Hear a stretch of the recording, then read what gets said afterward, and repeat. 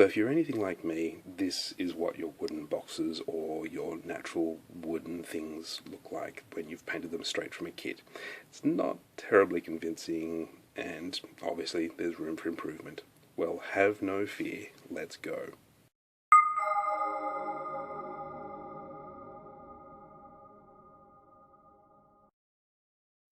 Second method is best for white styrene or any other kind of light coloured plastic. This method's very good for painting enamel, for painting weathered wood, so weathered shutters or weathered palings, anything like that, and best made out of styrene. Okay, method number two. So method number two I use for turning white styrene into beautiful weathered old wood.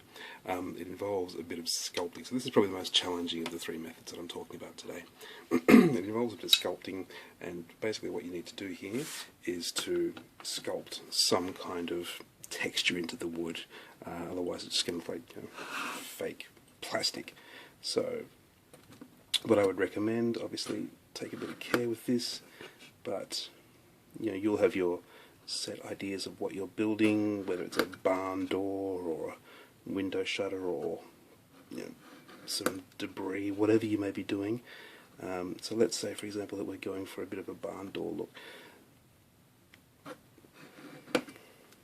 And all I'm doing here is using a fairly blunt scalpel and a straight edge to cut some lines into some plastic. So we'll try and show that a bit better to you there. Let's get it in focus. So that's the effect of having, say, paling fence or some sheets of wood next to each other on a barn door. Then this is where the artistry comes into it. You obviously you don't cut through all the way there, but here you get a chance to just try and do some texturing into that. So let's see if we can get this in focus. I'm not sure this is going to show up so well for you guys, but really it's just a matter of, based on some real wood that you've seen, this is as easy as it is, just cutting very finely some texture into that wood, so as if it's planks of wood. Do knot holes, do little circular knot holes or sort of almond shaped knot holes, and also very important at the ends here is feather it a little bit, so this will give you the effect of old wood. If you didn't want sort of beaten up wood, don't worry about this too much. But yeah, say this bit was resting on the ground, that's what you'd want to do. So I'll try and show that to you a bit more clearly. Let's see if you can see that now. So there's the textures. That's coming up well. There's the textures that I've put in, a bit of sort of butchering at the bottom of the door there. I'll do the top as well, and yeah, this is where the artistry comes into it, so go crazy. I've added a couple of cross members there just to make this look a bit more realistic. I think you can probably tell this is my favourite method of doing wood because there's a bit of art involved.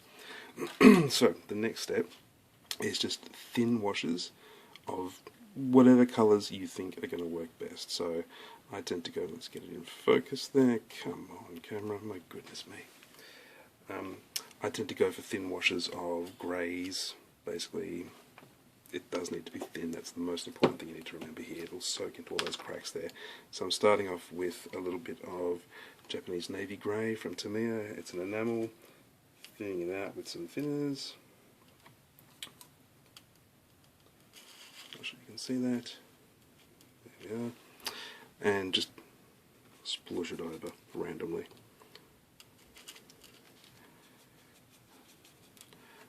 And once I'm done here, I'll show you. And really it's just a matter of a number of thin coats to hide that whiteness and get you to a beautiful weathered effect. Really, what you use is kind of up to you.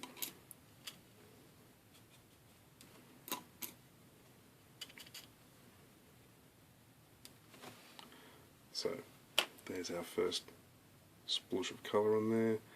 Doesn't look like much yet, but over time, mixing up 3 or 4 or 5 different layers, that'll give you a really beautiful result. So here we are after the first couple of washes. So we started off with the Japanese navy grey. I've also done a wash of desert yellow and a very light wash of German grey. And that's, well, let's get it back in focus there. and that's what it looks like. So I'm thinking probably now I might just do a really light wash with some maybe some Van Dyke brown artist's oils, and again, very, very light wash. The beauty with this technique is it gives you a very weathered looking wood, but really, you know, there's a bit of artistry involved, there's a bit of magic involved. It's up to you to make it work. So let's see, and you know, you'll know straight away. So that's really getting beautifully into the cracks there. You'll know straight away if you've overdone it. You'll get a feel for it yourself. If you've modelled for any amount of time, you kind of can tell when you're getting in the danger zone, so to speak.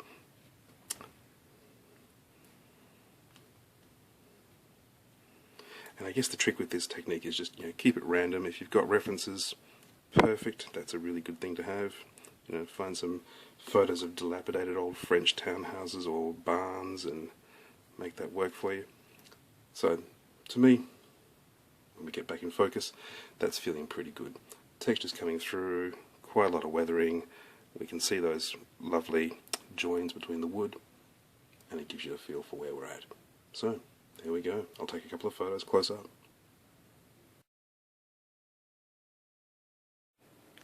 So there we go, there's method number 2 for painting wood for your scale models. So what I love about this method is that it is all about, you can build your own things. If you've got white styrene, you can build any structure you want, and it's, you know, there's a bit of art involved in this one. You know, you have to really think about what you're doing, and you know, what you make will be unlike anything else, anything anyone else has made. Please keep an eye out for my other 2 videos. There's method 1 and 3 also in the series. They're all good, all have their uses. If you do have any questions, please comment below or get in touch.